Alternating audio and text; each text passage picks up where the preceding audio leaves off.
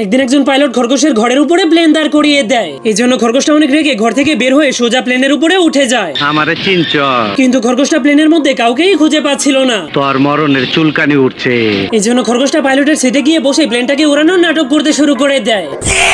কিন্তু তখন একজন ডাকাত ব্যাংক থেকে অনেকগুলো টাকা চুরি করে সেখান থেকে পালিয়ে যায়। এরপর সে সোজা সেই বিমানের মধ্যে উঠে যায় আর খরগোশের মাথায় বন্দুক ধরে তাকে ভয় দেখিয়ে প্লেনটাকে উড়িয়ে দিতে বলে। এই জন্য খরগোশটা তাকে বলে, আমি তো প্লেন উড়াতে পারি না। কিন্তু সেই ডাকাত তার কথা বিশ্বাস করে না। मरना तेरे को डर नहीं लगता?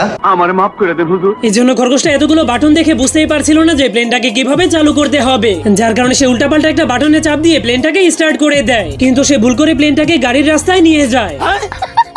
তখনই তাদের সামনে একটা বিল্ডিং চলে আসে, যার কারণে সেই ডাকাতের অবস্থা খারাপ হয়ে যায়।